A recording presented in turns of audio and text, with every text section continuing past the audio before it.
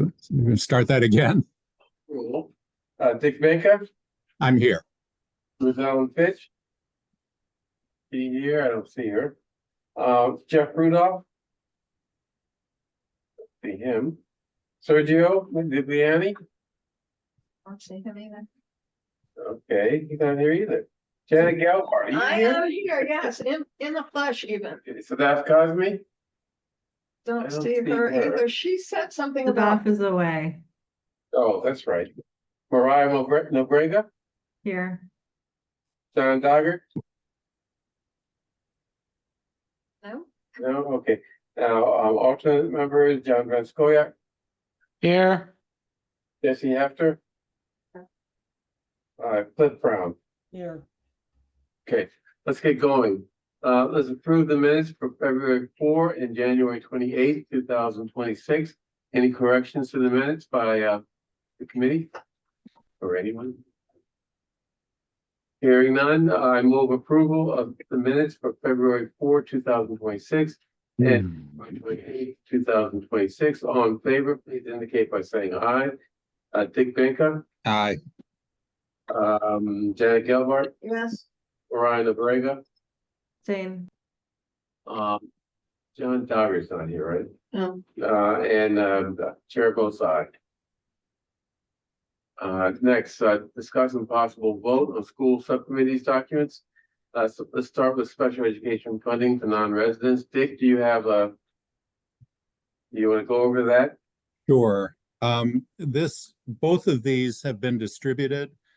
Both of them have their salient points in bullets at the beginning. But what I will say just in summary is that they're both very data heavy for use by the public schools, the school committee, the select board, and the recommendations at the end are basically recommendations for consideration by the school committee and the select board.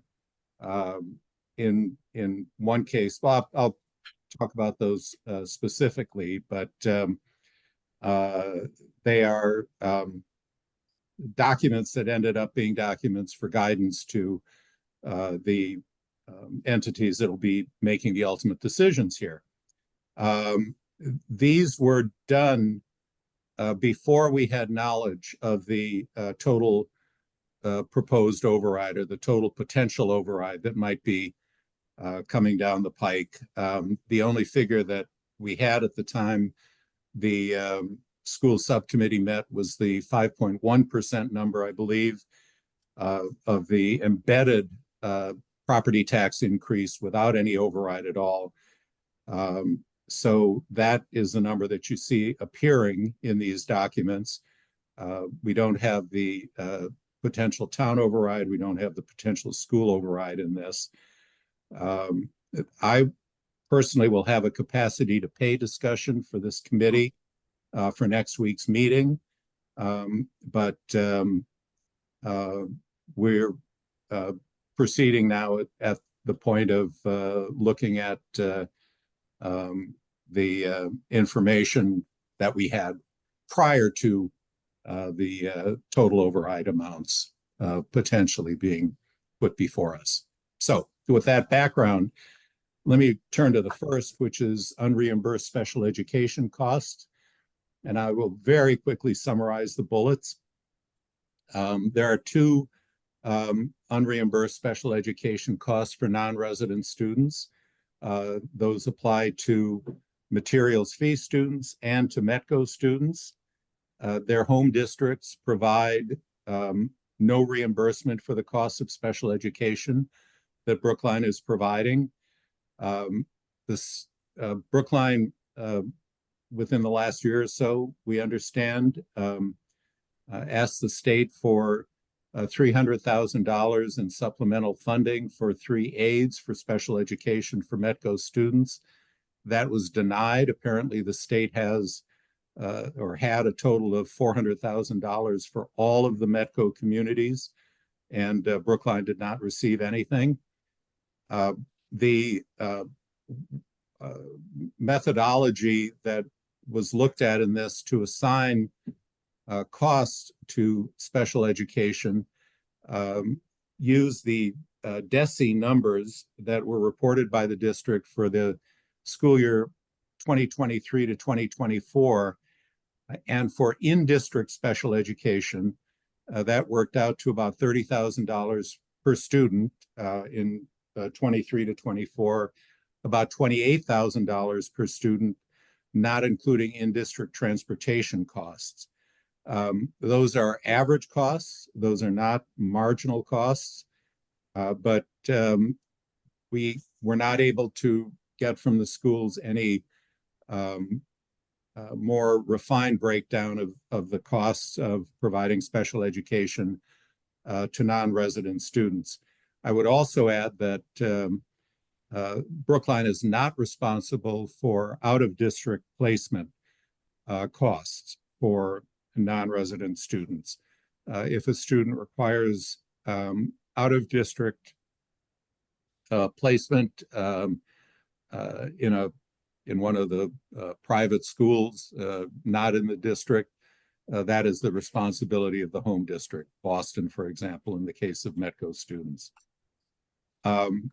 The question that was raised is to what extent should we be subsidizing the home districts of non-resident students?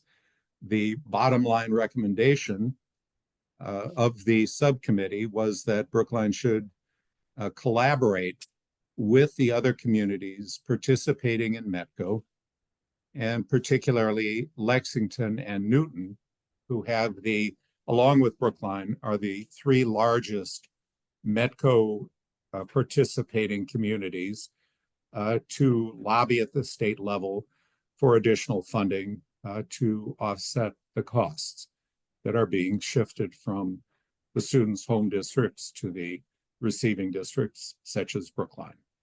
And that is the essential substance of that report.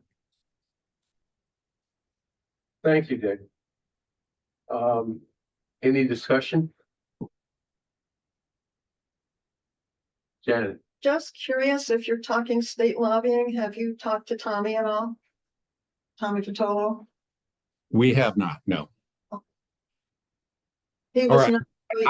Let me just say, I personally have not. You don't know if it's been done. I don't know, and I don't know what, if anything, the schools have done.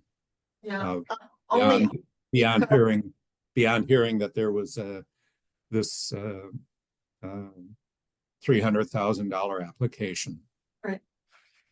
I'm only asking because he has indicated when Chaz, in one of his presentations at the senior center, talked about the flat other money, that Tommy was in the audience and he said, "No way, Jose isn't changing." So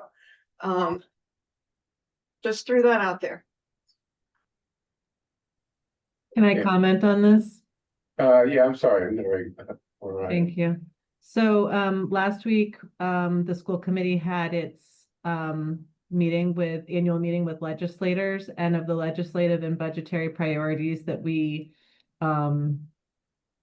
emphasized with them, all of them were about, well, most of them, 4 of the 5 were about funding for education, and one of them was Metco, and it said we are in support of full stable funding for Metco.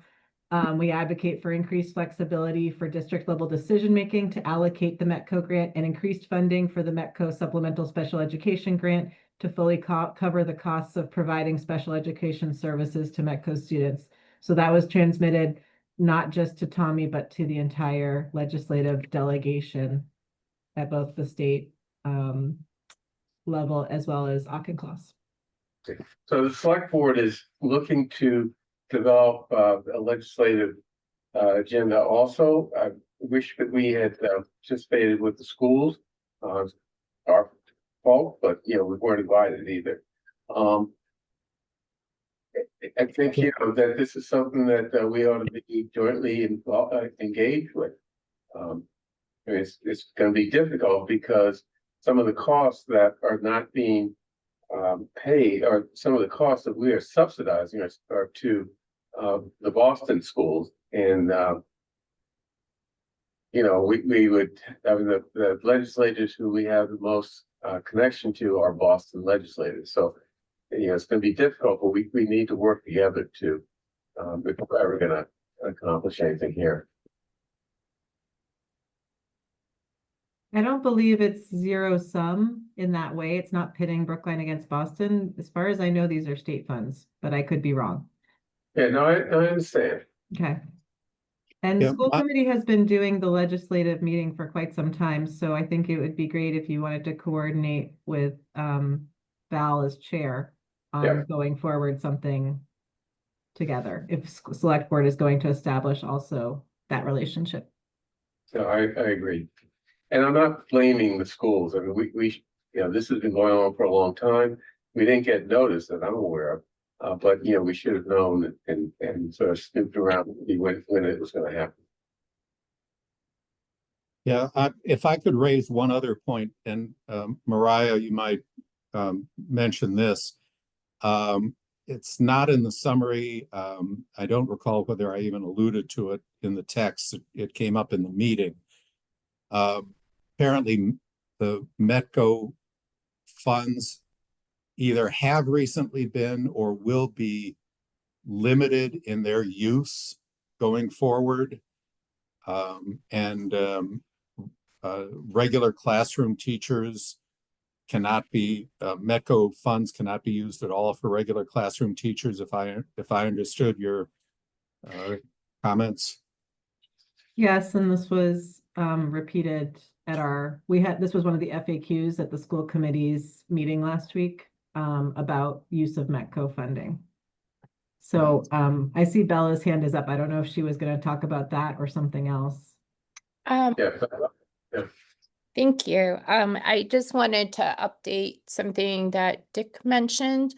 I think our previous attempt for special education supplemental funding was not successful, but actually we recently got good news that our request was approved. So we did receive funding for 3 paras for this year. So I guess, you know, keep trying. So anyway, I just want to let you know that that was good news. Okay. Also, Dick, I think the dollar amounts in that report are not quite right. It wasn't 300 out of 400 from the state. It was, I think, 100 for the 3 paras out of 300 total from the state that they had available. Okay. Yeah, it's just minor things, but. No, I mean, I'm sorry, the numbers that are in were the numbers that were reported. Let me ask Bella, did we request and receive $100,000 now or more? I don't know the dollar amount. I don't know, Susan recalls it. I can look it up though. I think I have it I can look it up for you. It Hold was on. like 100 and change, Bella, if I recall, because it was 3 paras. Yeah, at- it's definitely Yeah. for 3 paras, so that would be the right scale. Yeah. I mean, if you want, you can send me the correct numbers. I'll plug them in and get this around as a final document with the correct numbers in it. I would not want to have incorrect numbers. So if you could get me the numbers for the earlier request that was denied, for the state money that's available, and for the recent request, that certainly can be added. Okay, so it sounds like you're saying we shouldn't vote for this today. I think my preference would be to put this to bed. You could vote for it, and I will, with the understanding that I'll correct those numbers when I get and I will recirculate it. But if the report other than that is fine, I would prefer a vote on it. Okay, Janet? We only have 3 eligible voters by my count. Cliff standing in for the advisory committee, Dick and myself. All the other committee members present are not permitted to vote because they're wide elected. So we could probably shelve it and anything else we talk about today for a quick vote next week, hoping we do have a forum after everyone gets back from school vacation week, I don't think that'll be an issue. Okay, so is that okay with everyone? Fair enough. Sergio will be back for another almost 3 weeks. Cliff, say that again. I said, Sergio is in New Zealand. He will not be back until, for at least another 2.5 weeks. Okay. Have Zoom in New Zealand? If Sadaf is back, then we're at 4, and I think that's the quorum. Fair enough. Yeah. Okay, let's move on to the next item, salary steps and lanes, and Dick again. Yeah, and again, this is a very data-heavy document. Really looking at the impact of steps, really not lanes, but looking at the impact of steps on the PSB salaries. My understanding is that the town also has steps for some of its employees, though the impact of those steps, I believe, is around $400,000. And Melissa, correct me if I had that number wrong. The analysis really looks at a comparison of Brookline to other communities. And obviously you'd be looking at their total compensation package, working conditions, leaves of absence, and a variety of things. But what we were able to look at was base compensation, the health benefits question, which we discussed and voted on at the last meeting, and teaching load. And that indicates that Brookline's total package compares favorably to other communities. There were 11 school districts that the schools identified as comparable to Brookline as school districts. We added Boston and Cambridge for geographic reasons to the table that's in this report. And basically across a broad range of steps and lanes, lanes being the bachelor's degree, the master's degree, and doctorate degree. The Brookline steps for 1 year, 5 year, 10 year, 15 year are well above the median for the other school districts. Excuse me.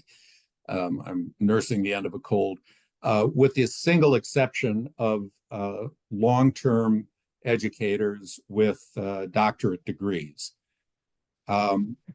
We know that Brookline compensates or contributes above the median or above the average for health insurance. We looked at teaching load, and Brookline's high school teaching load compares favorably with that of other communities. We know that there will be a 5.1% property tax increase, even in the absence of an override. And the bottom line is that the subcommittee urges that the school and the town, while they recognize that employees have to be and will be compensated competitively, it should be done in a way that is sustainable over time without the expectation of continuing overrides, and with a recognition that the current salary structure effectively generates wage increases that are substantially in excess of the nominal COLA increase and in excess of inflation. The step grid applies to slightly over half of the public school teachers, 52%, but we still do have that overall impact on on the overall wages as a result of the step structure. So the data is all in the report. The bottom line here is that as we're thinking about our steps going forward and the override that might be put on the ballot, the impacts have to be considered. Okay, thank you, Dick. Any discussion? Okay, well, the obvious next question is, have people read the document and are ready to vote? We can't vote. No, Bill? We don't have a quorum. Oh, I'm sorry. I thought we had a, There are 3 of us who are eligible to vote. but how many people total? That's the quorum, it's not the voters. I thought then we could have voted the last one, is the issue. Well, we decided not to vote last week for other reasons. Fine. I mean, we have a quorum in terms of our members. And Jeff is just. Also, Jeff Rudolph just joined. So It's a quorum. Okay, so have people read the report and and are you ready to vote? I am. I am. Dan is and Dick is. I am, and I assume Jeff is since he's already looked at it. Yep. Okay. I am. Good. Okay, well, let's have a vote unless there's any further discussion. Okay, all in favor of salary steps lanes recommendation presented by Dick, please indicate by saying aye. Dick? Baker? Yes. Yes. Jeff Rudolph? yes, Janet Gelbart? Yes, Orion Abrega? You don't vote, right? John Dot, okay, Cliff Brown? Yes. Okay. Any no's? Seeing none, the report is voted up. Thank you. And I look forward to getting the correct numbers on the Metco grant request. Oh, I have it for you. Oh, wonderful. Yeah, so it's 236,198. 236,198. It's the partial salaries for 10 paras. Okay. Okay, That was the request. yes. And And so was, it's been, I'm it's been- confused by that because we didn't approve that. School committee didn't approve that application. We approved one for 3 paras. So I'm presuming they asked you to Oh, okay. revise at some point. it must have been revised and it's Yeah. preliminarily approved. tell you what, why don't you shoot me the correct numbers and I'll make the change for next week, okay?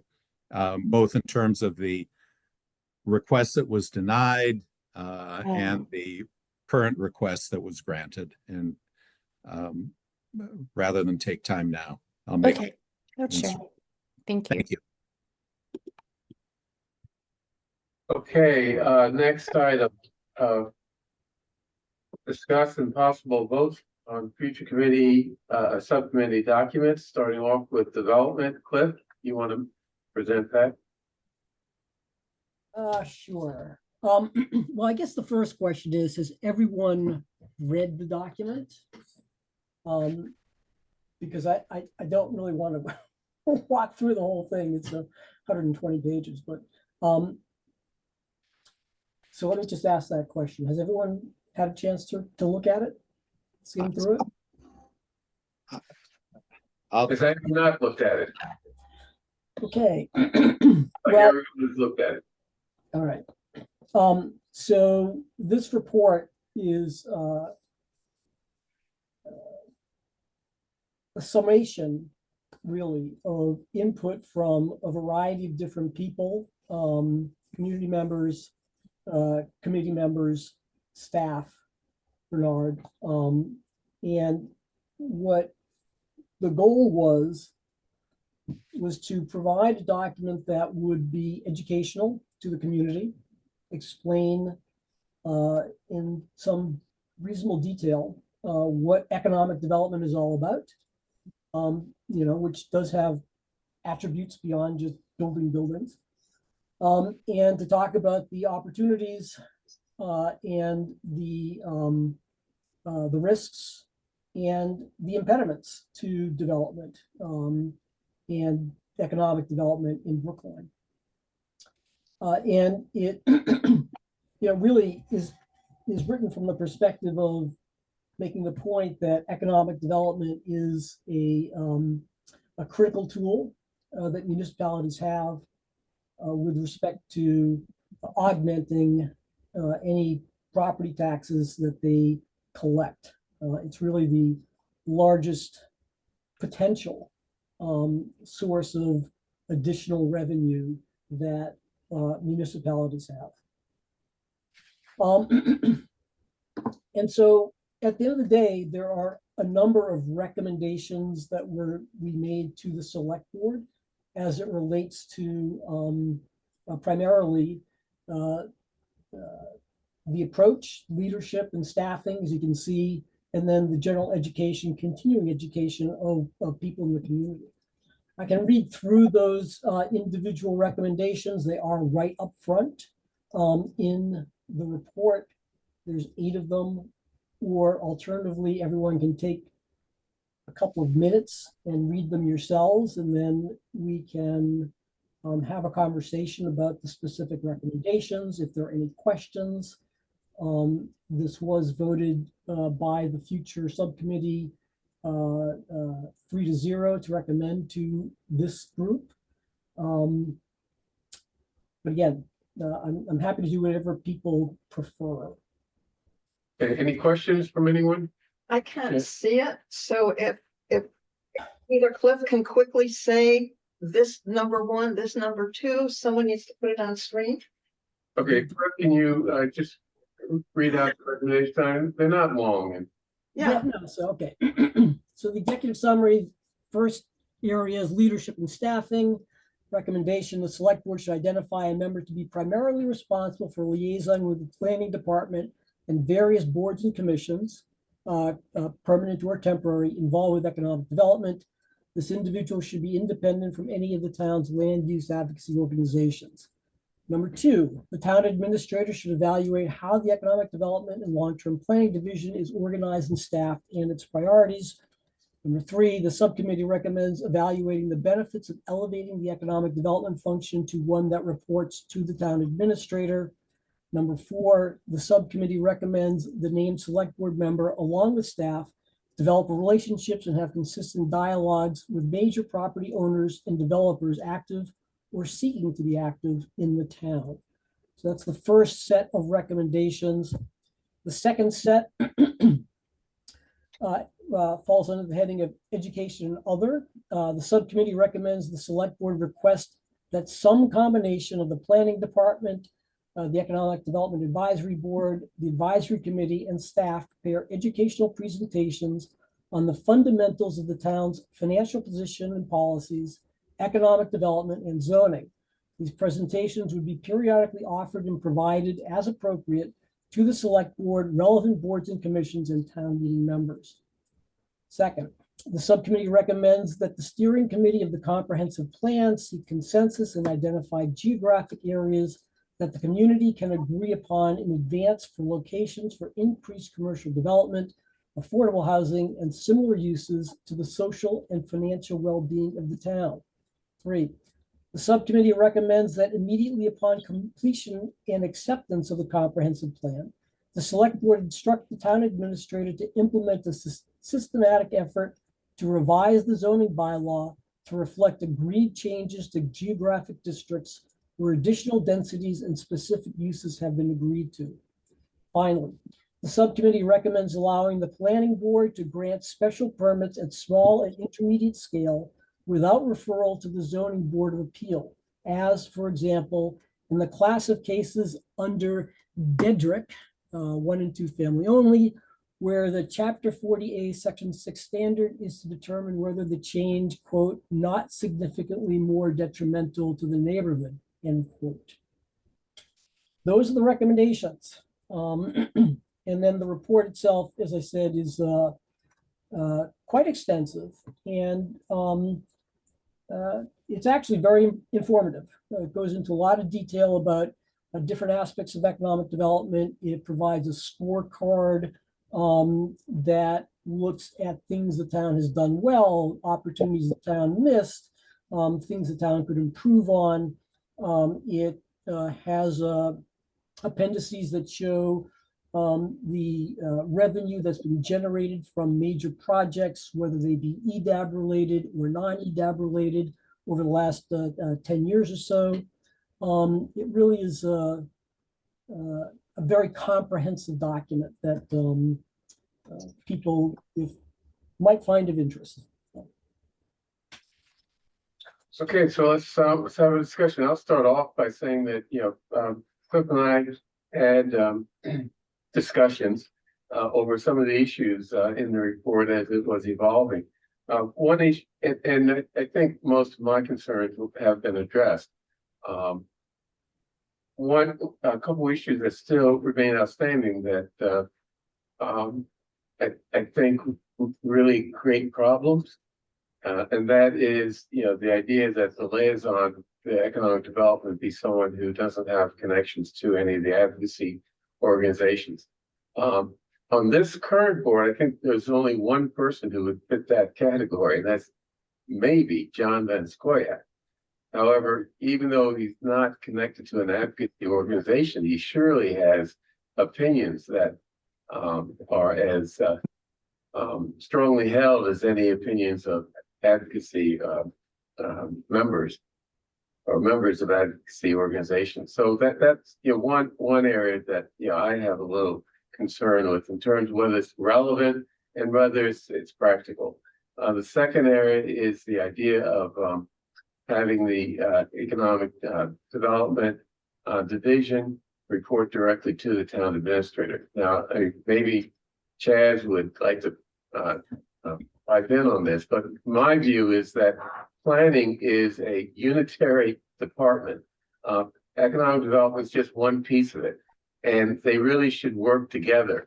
And to pull one piece out and have that piece to report directly to the town administrator, I think undermines the director of planning and sort of mixes up, or not mixes up, but makes planning makes it difficult for planning to sort of function as a unified body and coherent body. But before Chaz speaks, may I make comments on both those points? Of course. Sure. So on the first point, Bernard, clearly, if everyone on the select board has been part of an advocacy organization, and perhaps it should be an officer of an advocacy organization, much like the restrictions that are put on members of the advisory committee, or the language could be, preferably independent, because there could be a situation where, independence or being an officer is sort of a null set. You're still going to want someone to do this. I think the concern, of course, is that while everyone does have views and opinions, that if an individual is too closely associated with a specific organization, then it is, I think, very difficult for that individual to be as objective as they need to be, representing the entire town. And I think that could undermine whoever is in this position, the credibility with the residents. That's my own personal view. Sergio were here, he might agree or add to that. On the second point, I think that what you've described is clearly the ideal situation. But I would venture to say that, we have a very, to a certain extent, we're kind of spoiled right now with our head of planning, who, came into her position in the town as the head of economic development, and has a true background in the area. I think the concern is, and I think history would show this, that if that whoever is the next head of planning, let's say, does not have that sort of background and expertise, then you very well might have a situation where they may feel intimidated. They may feel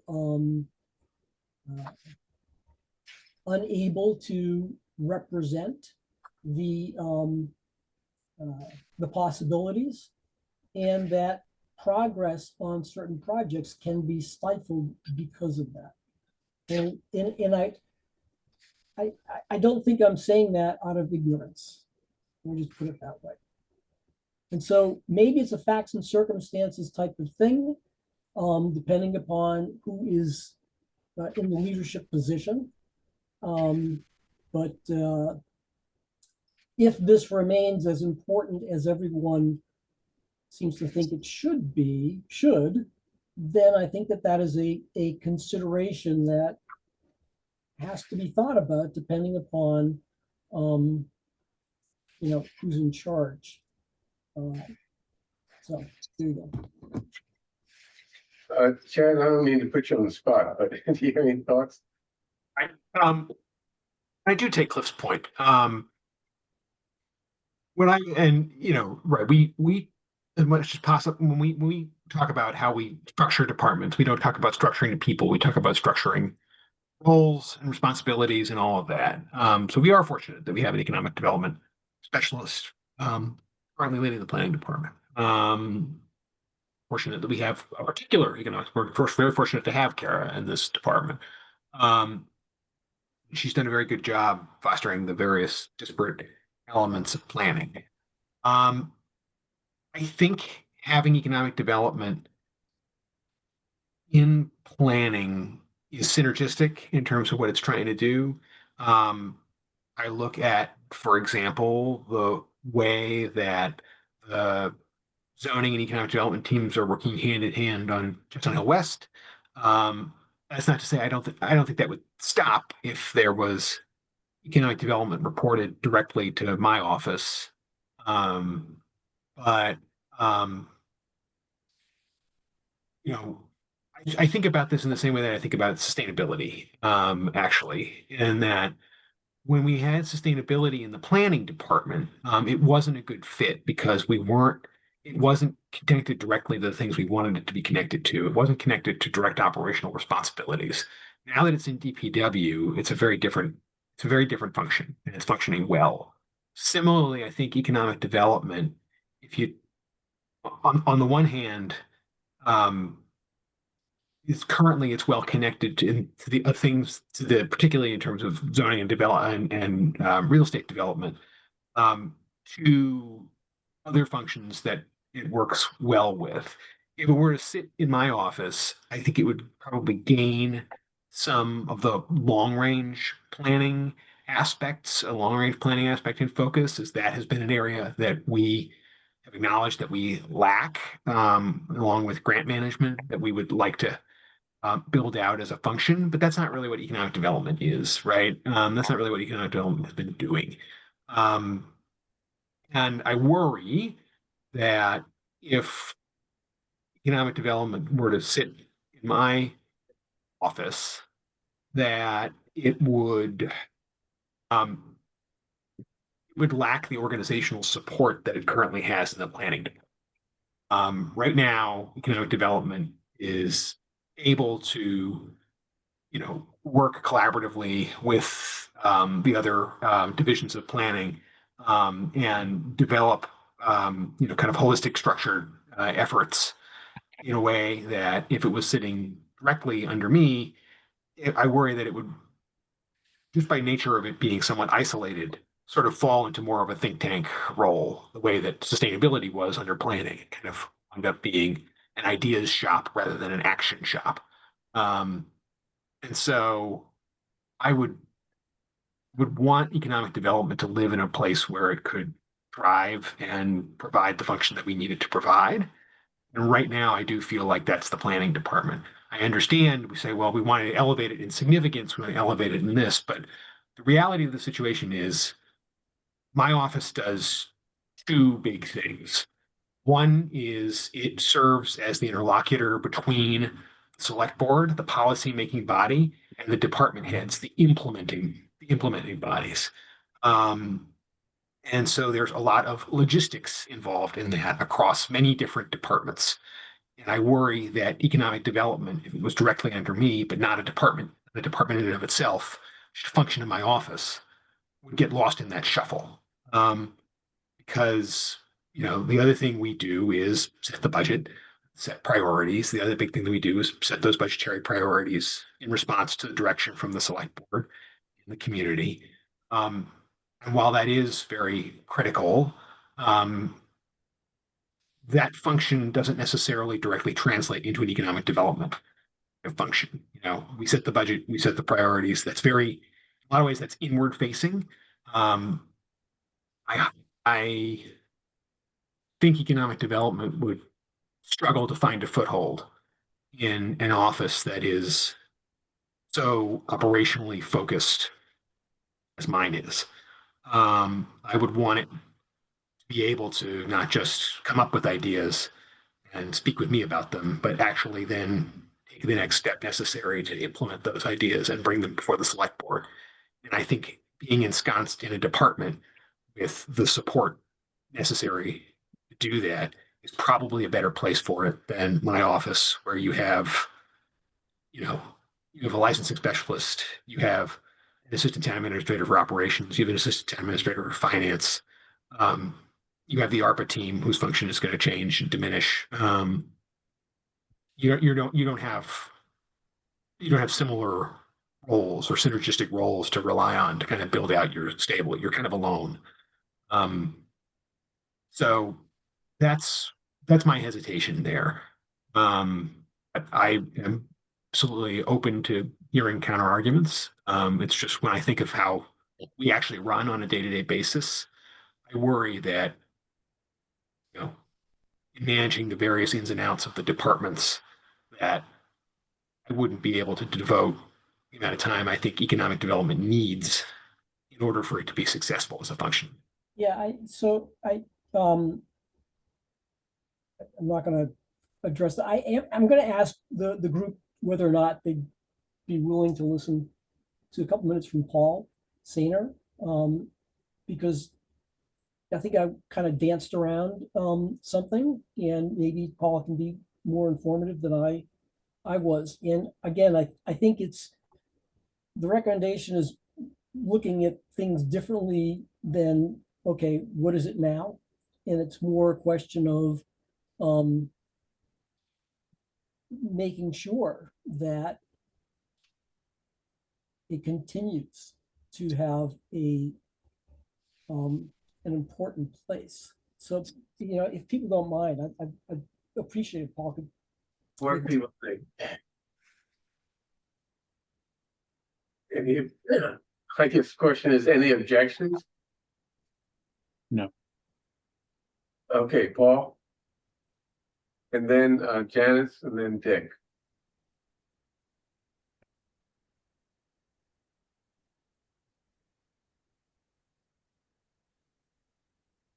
You're muted, Paul. You're muted, Paul.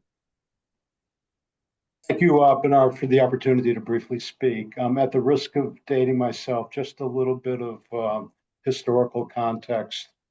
When economic development and EDAB were established 30 years ago by Select Board Chair Donna Calico, the first two economic development directors did report directly to Rich Kelleher. That changed in 2008 when Kara was hired, and it was changed by Rich.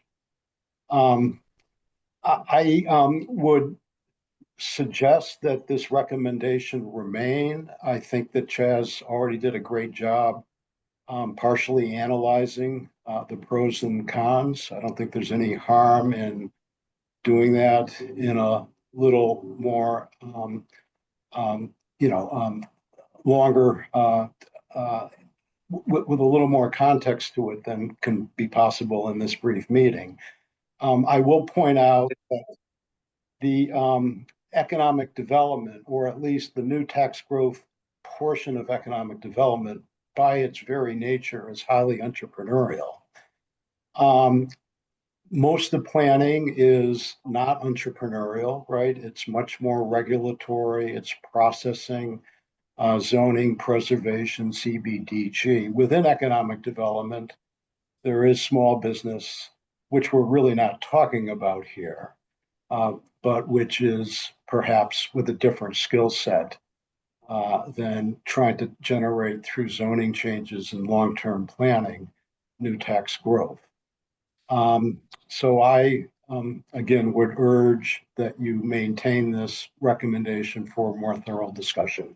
Thank you very much. Okay, Janet? So I'm gonna go back to Bernard's first point. I'm assuming that you want the close connection to the select board to increase the visibility. That makes sense to me. I would expect that the conflict of interest laws address some of your concerns about involving someone who's been involved with one of these parties, and I don't know how you screen them out, because these are the people who are running for office, so I'm not sure we'll have choices. But I'm also not sure, and explain it to me. This is more of a comment than anything else. Having a select board person in contact, I'm assuming, to move these things through, but they're also not a more permanent. They have 3 years at a go. But more than that, this is a subject that requires in-depth knowledge. So I guess my question is, what is the role that select board person would play? I'm not saying it's bad, it's good, or anything else. I'm just trying to understand why. So a couple things. I don't think the conflict of interest law has anything to do with this at all, but put that aside. And yeah, look, there's no question that you can't require people who are running for select board to be independent of advocacy organizations. That's not what anyone is suggesting. And clearly, if everyone that gets elected has been closely involved with an advocacy organization or been an officer of an advocacy organization, then that's, that's something that would need to be, dealt with. I mean, someone's got to raise their hand and everyone else is going to have to, go along. So again, it's sort of like, it's an ideal situation. This, by the way, was a recommendation from BFAC that has been picked up here. Yeah, people are there for 3 years unless they get run and get reelected, in which case they could be there for 6 years or maybe 9 years, who knows what. And one of the reasons is exactly what you said. It's complex. It requires expertise. And the more consistency you have, and the more an individual is able to participate in these various, whether they be study groups or project-related teams, whatever it is, you're building that depth of knowledge within an individual who can then, talk more intelligently with their compatriots and with the community. And I'll say the BFAC actually recommended this sort of approach with a number of different parts of the government. As opposed to right now, you have very, a diffuse sort of situation. Different people are involved with different projects, different study groups. There's not necessarily consistency with how those important opportunities are evaluated and managed. Okay. Can I just add one thing? I mean, economic development is very important, but you know, the town is involved in a lot of other things. And I guess I'm kind of hesitant to suggest that one select board member become what in effect is a chief economic development officer of the town. You know, this is just a recommendation to the select board, and we'll do what we think is appropriate. And what we have done so far, or what we're going to do, I guess I have to be honest to say, is in selecting select board members to be liaisons to various boards and commissions. We'll identify one person. I want to identify one person who will be a liaison to the economic development related boards and commissions. That's EDAB. That's I guess various study groups, etc. And that person will be a liaison, not an executive, not having an executive function with respect to economic development. And what I think can protect us against some of the issues that you have is that person reports back to the select board and gets the input of all select board members into the decision making. I mean, select board members can't be viewed as town staff, right? We're volunteers. We don't have the time. We don't have the expertise. Yeah. But as a body of 5 people, we can develop the knowledge that will enable us to function in a way that I think that you're concerned about. So, Bernard, the sentence reads, the select board should identify a member to be primarily responsible for liaising with the department and various boards and commissions. It's exactly. Yes, and that is a change from the original version, and I appreciate that. I'm not sure that it's in the body of the report, at least the last one I read, that it is as clear as that, meaning that it said liaison as opposed to something deeper. I don't think there was ever an intent to suggest someone would be an executive, but be that as it may, that's obviously what the group recommended, and that's what's really on the table in terms of a recommendation. Okay. Any other comments? Paul's I think hand Dick is had his hand up. I had my hand up on another issue. If you want to continue this discussion and then turn to me. Another issue related to the economic development. To the report, yes, but not to this allocation of responsibility question. And I know the hand's up, so why don't you speak? Okay, thank you.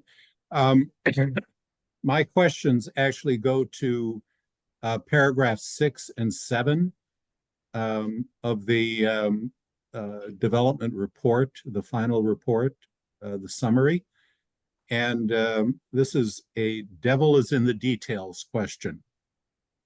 The paragraph says, paragraph 6, the subcommittee recommends that the steering committee of the comp plan seek consensus and identify geographic areas that the community can agree upon in advance for locations for increased commercial development, affordable housing, and similar uses, etc. Paragraph 7,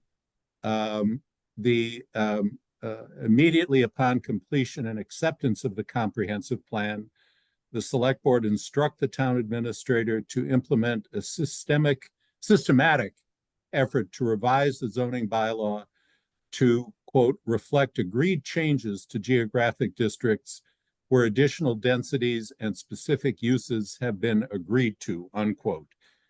And my question is, I mean, we've seen what the issues have been with Chestnut Hill West, with just one area.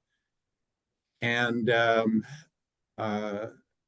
I know that the report says the bottom line, as I read the report, was, look, we have to have zoning in place that is there, and a developer can just rely on that, and it'll be set in place and you won't have all the neighborhood input down the road. But my question is, how do you get any significant quote community agree upon or agreed changes to geographic districts where specific densities and uses have been agreed to? That seems to put an enormous load on the comprehensive plan, or else basically to say, look, the comprehensive plan is something that will pick particular areas of town without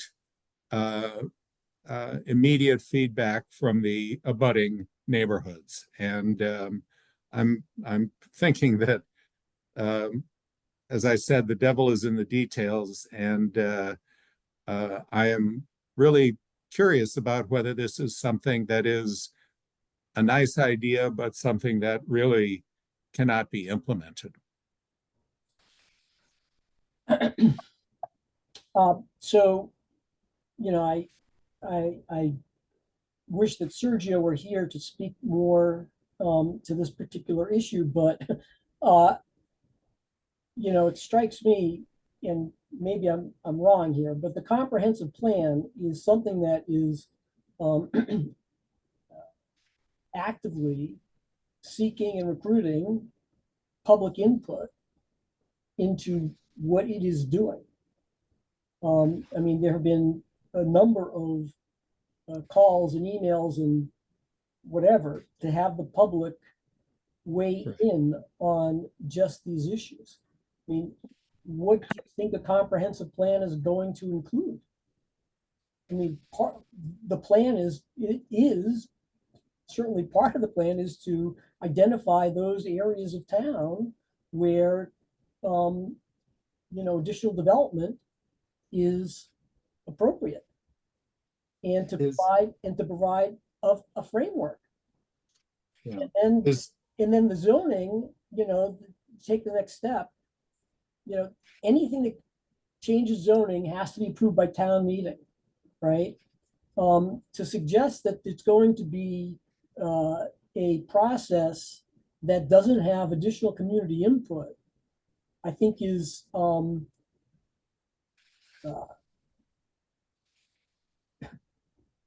incorrect. And I just don't understand how you could reach that conclusion, knowing how the process works generally and what the law requires. It's I don't get it. I get maybe we don't know this at this point, but is the thought that during the comprehensive planning process, the comprehensive planning committee, the process will say, look, we're going to upzone these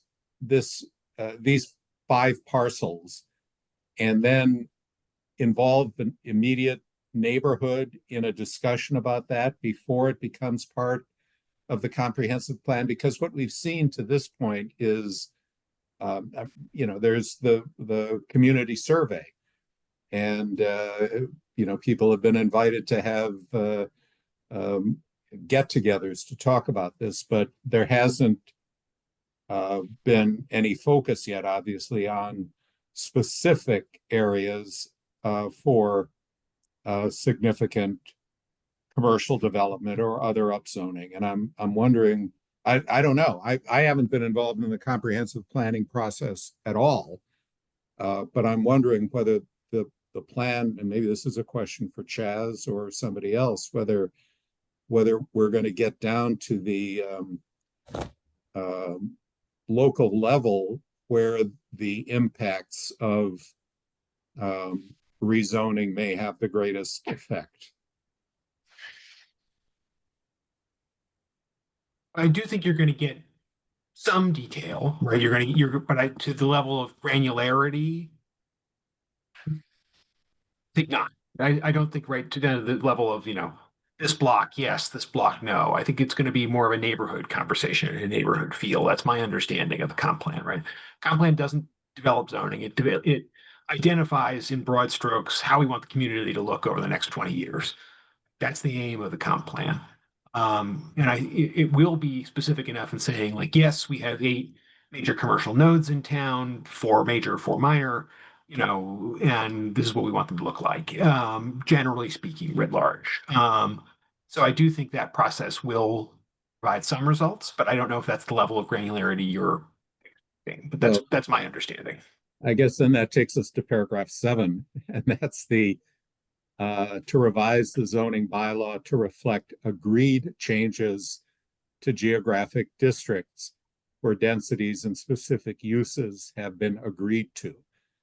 And that's where I think the devil will be in the details, right? The comp plan is not going to say this should be zoned. This is a T district. This is a, et cetera, et cetera. So.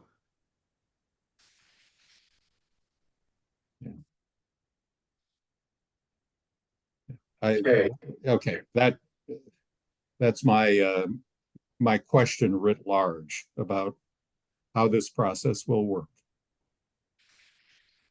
or is contemplated.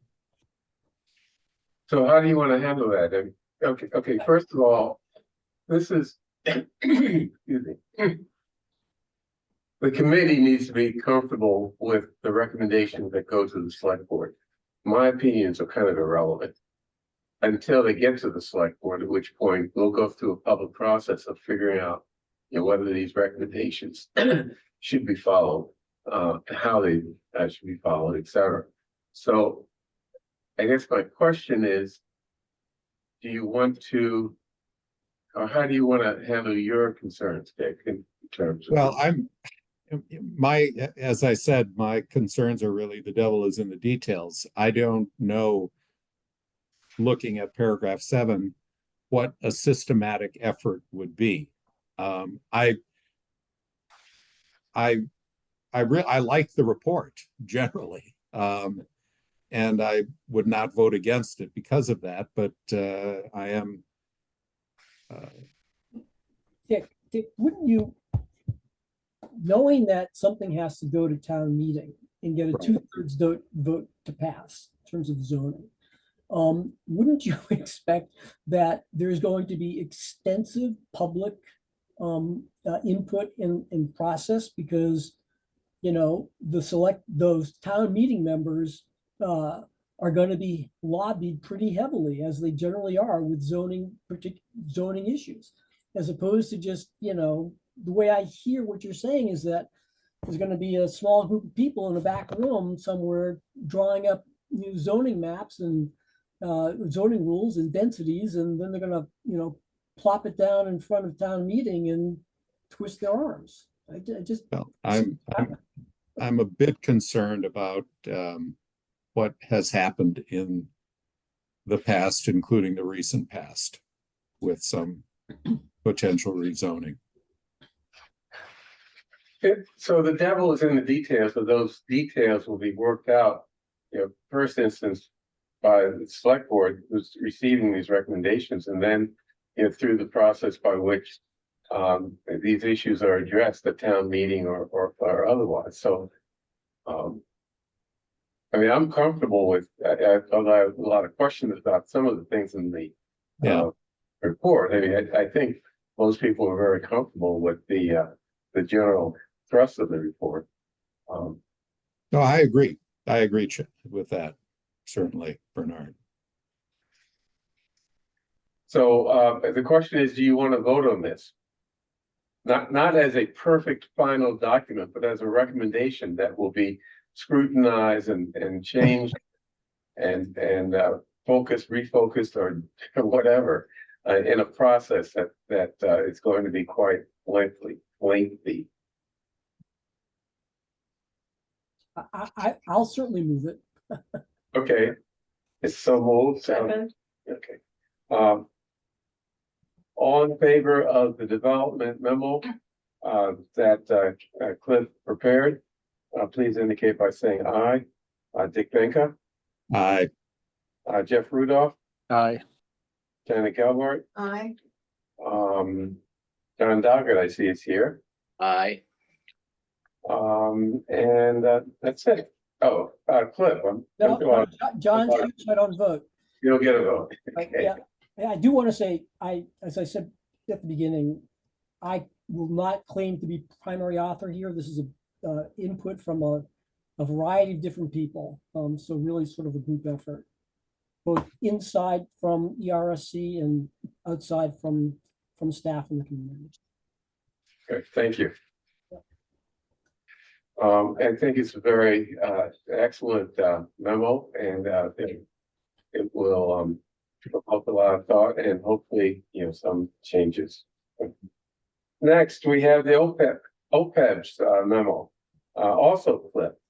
Yeah, this one I probably have more direct input into.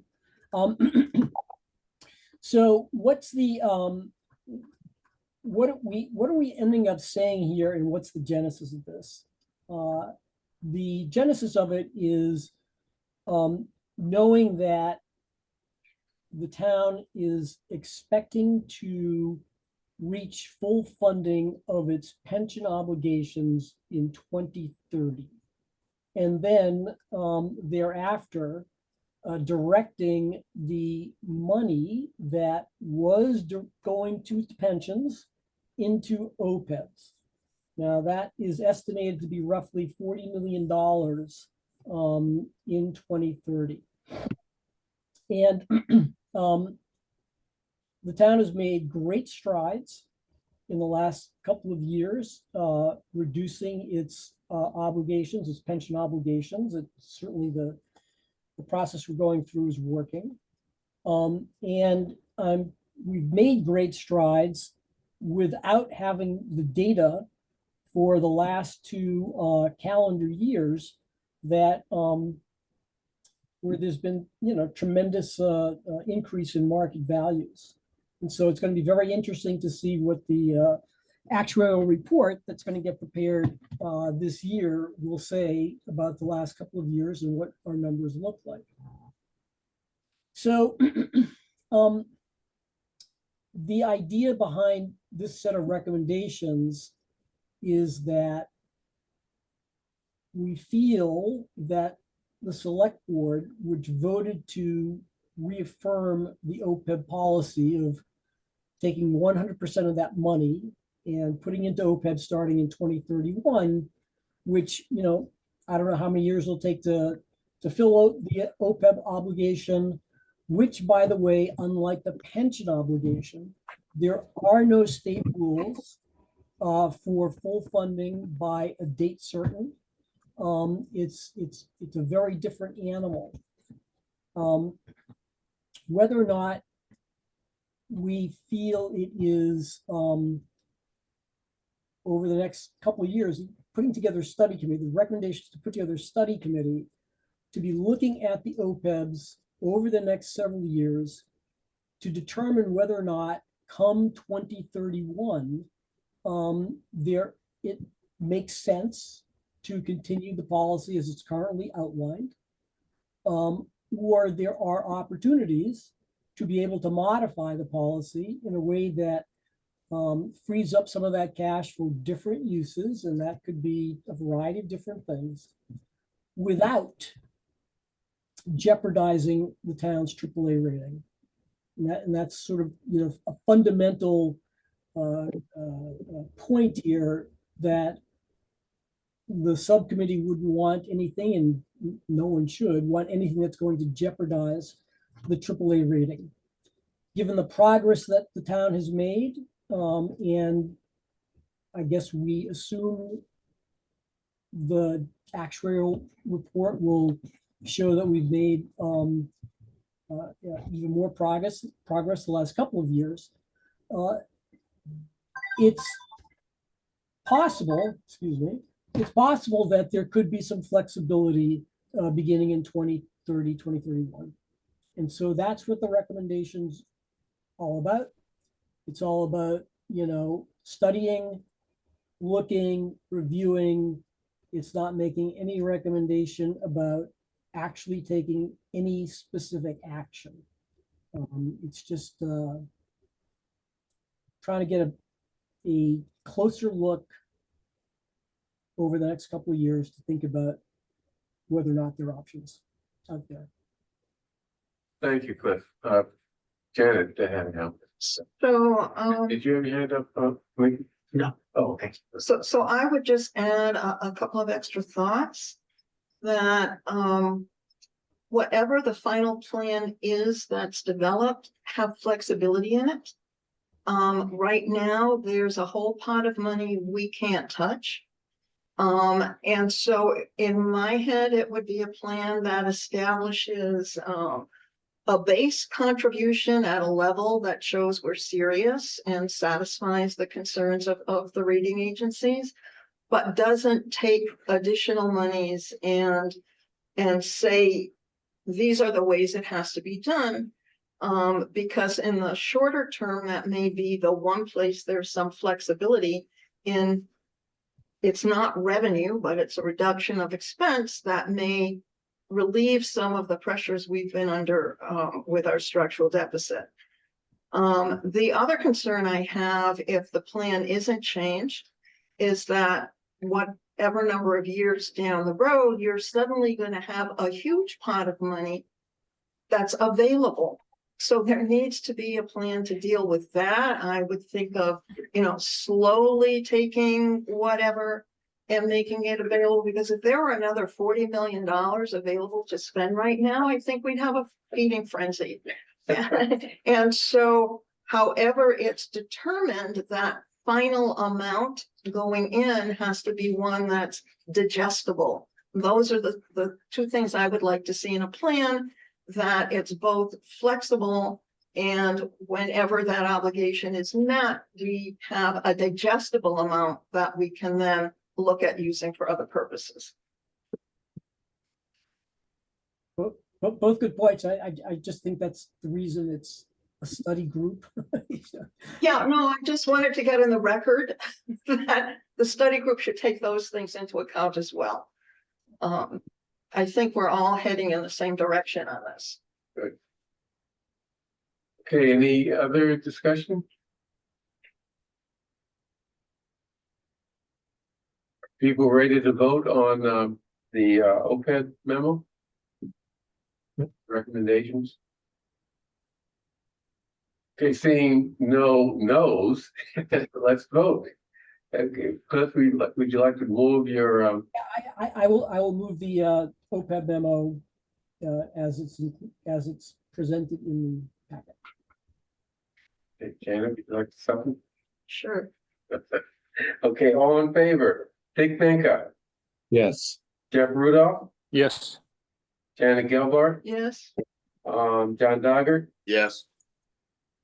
So it passes. Thank you. And thank you, Cliff. Next, we have electric demand management strategy report. That was prepared by Sergio. Is anyone else ready to or prepared to present that? No? Put it on the agenda for later. Actually, Sergio is going to be away. Yeah, I would say it's pretty self-explanatory if people have had a chance to look at it, that a large part of electric bills are a demand charge, which is based on your peak usage. And this is, as I read the memo and the vote,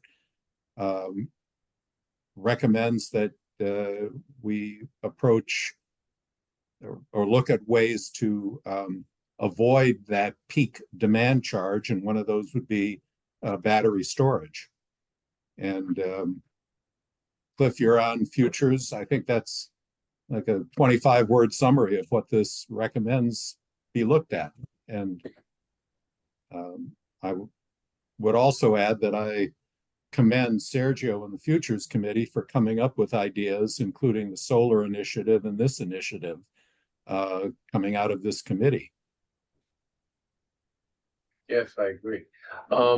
Okay, are we ready to vote? Have people read the memo? Mhm. Okay. It is self-explanatory, so let's vote. Someone needs to move it.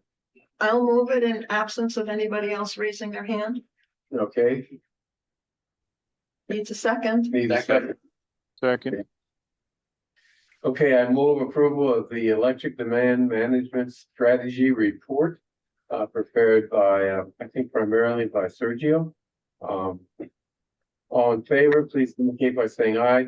Dick Benka, Yes, aye. Jeff Rudolph, Aye. Janet Gelbert, Aye. John Doggart. Aye. It passes. Thank you. Next item on the agenda, discuss and possibly vote town subcommittee doctors. I thought that's what we just But- did. The town subcommittee isn't ready yet. That must have come out Town of subcommittee, yeah, old, okay. an old version of when things were gonna be done, but we just got the town administrator's final numbers this week. We have a lot of the draft prepared, but it doesn't include things like what we think of it. Do we have changes we'd recommend? We're still getting some data from the town. We intend, I hope, to reach our conclusions and vote on them when we meet tomorrow. We would then need the following week to vote the final report. Unfortunately, we meet the day after this group, so we will not be ready to present to this group until I believe the day is March 4th, which I believe I said at our last meeting. Okay, good. Okay, any other business?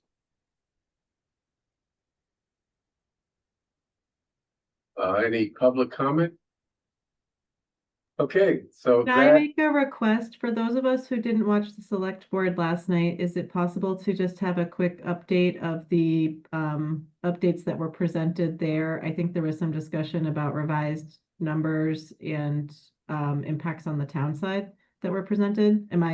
I'm just going off of what I read on brookline.news. I haven't had the chance to watch the tape yet, but I was just wondering if we could get that update.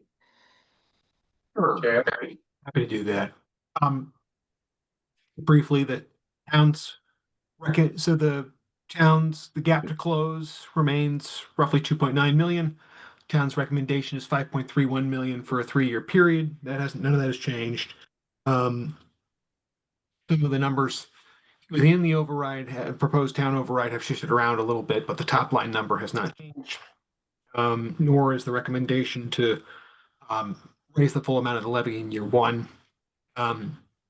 The cut list, we were able to realize we were able to move some things around. The cut list in the event of a no override scenario is down to 17.4 positions in year 1. It remains 20 positions in year 2, and a variety of cuts to programming and supplies and make up the difference there. We did recommend to the select board that through this override period, we continue the policy of funding the CIP at 6 rather than 6.6%, and maintain a level OPEB contribution to provide whatever overhead we can to the town, the schools, to keep the override number as low as possible. We reported out on the schools number in the $19 million range for a 3-year period. Based on the Thursday discussion, I think based on the revised numbers that schools now have, the school 3-year gap sits at, I think, 19.4 million. Is that right, Mariah? It's in that range. Yes. Yeah. I think a little higher because of it's 19.8 because I had not calculated the third year Yes, drop in revenue. Yeah. that's what I It's a had little as well. So yeah. 19.8 is what I have, right? So 19.8 on the school side. Town side remains 5.31. okay, and as I understand, your slide decks that go into this in detail are online or will be online. Yes, we're ironing out. There's some typos in there. We're ironing those out. We worked at great speed to get that done. I want to thank Christina and Charlie and Melissa making that happen.